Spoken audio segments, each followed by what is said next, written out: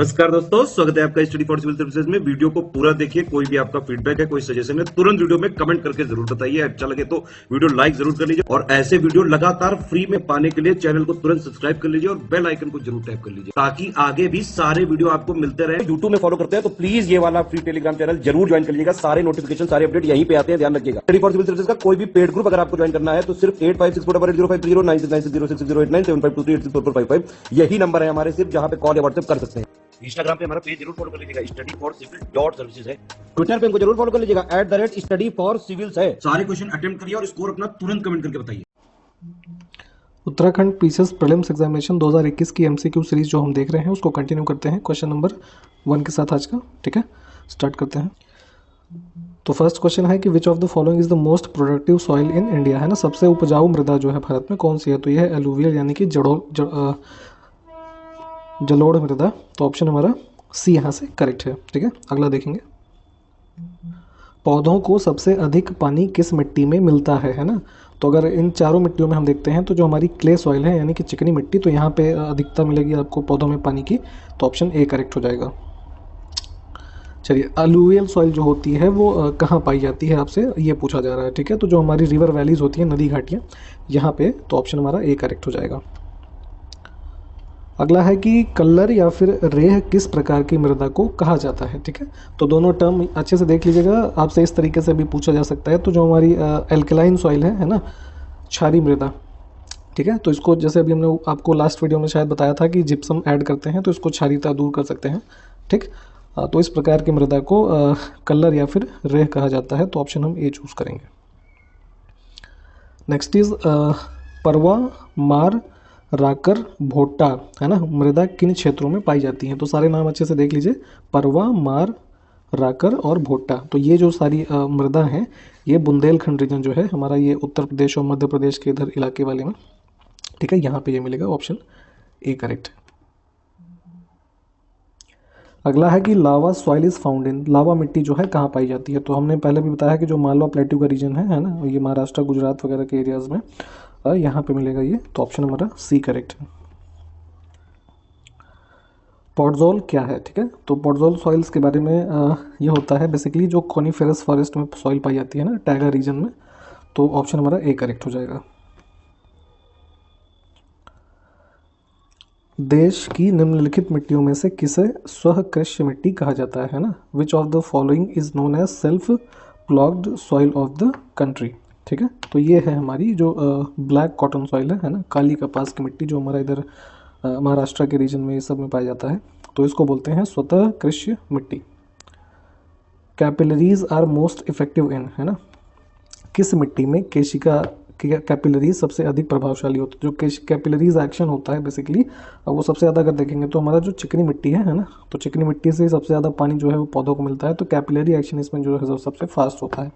और capillary action का दूसरा एग्जांपल, जैसे हमारा ये ऑयल वाला लैंप होता है, ठीक है, तो उसमें जो बत्ती जलती है ऊपर, है ना, तो कैपिलरी एक्शन इसमें भी काम करता है। ठीक, तो ऑप्शन ए करेक्ट है यहाँ से। लैटेराइट मिट्टियों के बनने में निम्नलिखित प्रकार के प्रदेशों में से कौन सा सहायक है। ठीक, तो यहाँ सारे ऑप्शन आप देख लीजिए। तो इसमें लैटेराइट मिट्टियों के बनने से संबंधित हम देखेंगे तो high rain and high temperature region जो होंगे ये उपयुक्त होंगे। तो ऑप्शन बी करेक्ट है। अगला है कि which of the following soil is formed by weathering of granite and gneiss, है ना।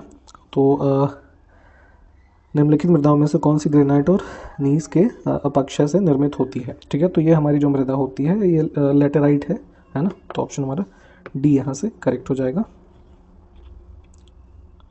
To make the acidic soil suitable for agriculture one of the following material can be used. ठीक है, तो जैसे जिप्सम ऐड करते हैं basicity कम करने के लिए या फिर सैलिनिटी, तो एसिडिटी कम करने के लिए हम यूज़ करेंगे लाइम। ठीक, तो ऑप्शन हमारा ए करेक्ट होगा यहाँ से।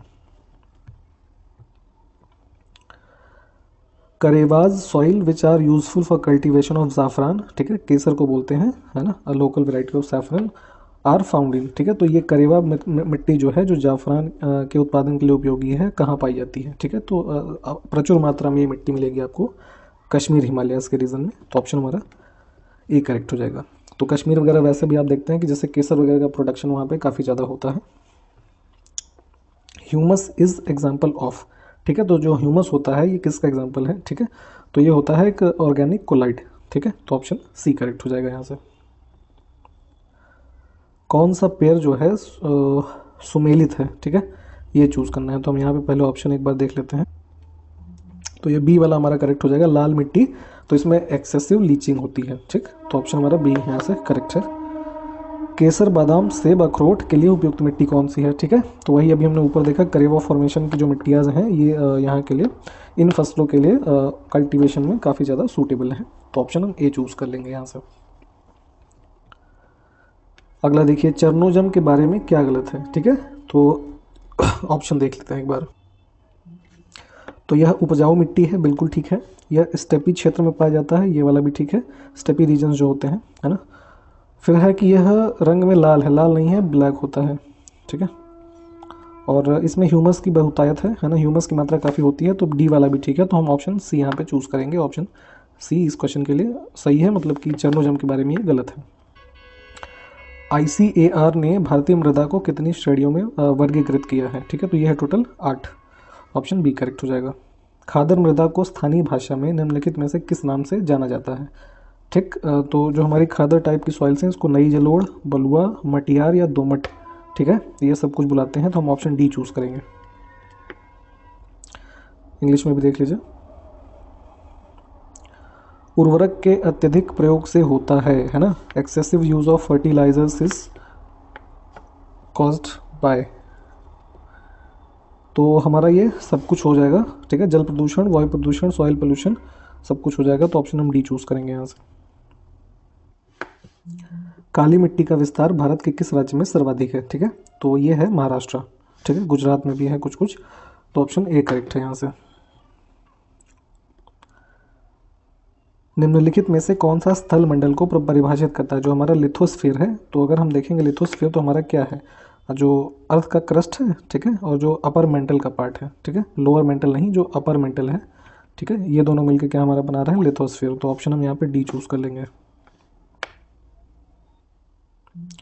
नेक्स्ट है कि वायुमंडल के संदर्भ में निम्नलिखित कथनों पर विचार कीजिए, ठीक है। तो पहला हमारा स्टेटमेंट है कि वायुमंडल का न्यूनतम तापमान मध्य सीमा में होता है, ठीक है। तो ठीक है ये। दूसरा है क्षोभ मंडल की ऊंचाई ध्रुवों पर सर्वाधिक होती है। तो उपयुक्त में से कौन सा कथन सही है ये बताना है। तो सिर्फ पहला जो है ये करेक्ट हो जाएगा, ठीक है। यहाँ पे भी देख लीजिए कि the lowest temperature of atmosphere is found in mesopause, ठीक है, और highest altitude of troposphere is at the poles, है ना। तो ये गलत है, इक्वेटर के रीजन में हो जाएगा। तो ऑप्शन हमारा ये जो है करेक्ट है इस क्वेश्चन के लिए। नेक्स्ट इज वायुमंडल को कितने स्तरों में बांटा गया है। जो लेवल्स हैं एटमॉस्फेयर का तो वो 5 हैं, ठीक है। तो यहाँ पे ट्रोपोस्फेयर है ना, स्ट्रेटोस्फेयर, ट्रोपोस्फेयर ऐसे है ना, मीजोस्फेयर, थर्मोस्फेयर, आयनोस्फेयर करके है। तो 5 हो गए टोटल। तो ऑप्शन हम यहाँ पे सी वाला चूज करेंगे। चलिए अगला है कि क्षोभ मंडल में कितनी ऊंचाई पर जाने पर 1 अंश सेल्सियस तापमान में कमी होती है, ठीक। तो at what altitude in the troposphere does the temperature decrease by 1 degree Celsius. तो जैसे जैसे आप नीचे से ऊपर की ओर बढ़ेंगे, ठीक, तो लगभग 165 मीटर पे, है ना, 1 डिग्री का टेम्परेचर जो है वो डिक्रीज मिलेगा आपको। तो ऑप्शन ए करेक्ट हो जाएगा यहाँ से। अगला है कि विद्युत आवेशित कणों की अधिकता किस मंडल में होती है। Electrically charged particles have excess in which mantle, ठीक है। तो मंडल की यहाँ बात हो रही फिलहाल, जो हमारे ये ट्रोपोस्फेयर, एक्सोस्फेयर, मीजोस्फेयर या आयनोस्फेयर है। तो इसमें आयन मंडल जो है, ठीक है, यहाँ पे मिलेगा आपको। तो ऑप्शन हमारा डी करेक्ट हो जाएगा, ठीक।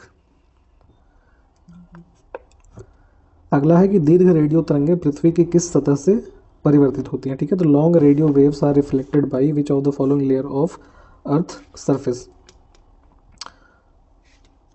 तो इसका हमारा करेक्ट हो जाएगा आंसर आयन मंडल ही, ऑप्शन बी। वायुमंडल में ओजोन परत के बारे में देखिए, हमको चूज करना है कि कौन सा कथन इसमें से सही होगा, ठीक है।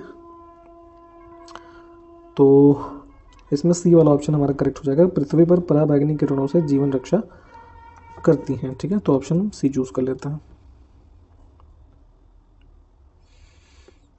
निम्नलिखित में से कौन सी गैस ओजोन परत के ह्रास के लिए सर्वाधिक उत्तरदायी है, ठीक है। तो इसमें हमारा सबसे ज़्यादा अगर इसमें से देखेंगे तो CFC जो है ना, इनको ये सबसे ज़्यादा हार्मफुल होती है। इन्हीं को रिप्लेस करके बाद में HFC यूज़ करने लग गए, हाइड्रोफ्लोरोकार्बन। ठीक, तो ऑप्शन हम यहाँ पे बी चूज़ कर लेते हैं।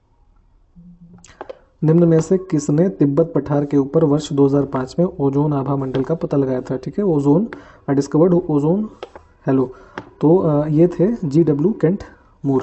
तो ऑप्शन हमारा सी करेक्ट हो जाएगा यहाँ से। ओजोन परत के संरक्षण का अंतर्राष्ट्रीय दिवस जो मनाते हैं हम, ये है 16 सितंबर प्रतिवर्ष। अगला है कि वायुमंडल की सबसे निचली परत कौन सी है? ठीक है, तो जो एटमॉस्फेयर में हमारी लेयर्स हैं 5 टोटल, अभी हमने ऊपर देखा संख्या, तो अगर इसमें सबसे नीचे देखें तो ये होता है ट्रोपोस्फेयर। ठीक है, फिर होता है स्ट्रेटोस्फेयर, फिर मेसोस्फेयर, उसके बाद थर्मोस्फेयर और बाद में फिर एक्सोस्फेयर। ठीक है, तो जो सबसे निचली मंडल परत की बात कर रहे हैं हम, ठीक, तो ये इसकी हाइट जो होती है 0 से 10 माइल के अराउंड होती है। ठीक, तो ऑप्शन डी चूज़ कर लेते हैं यहाँ से। अगला देखिए कि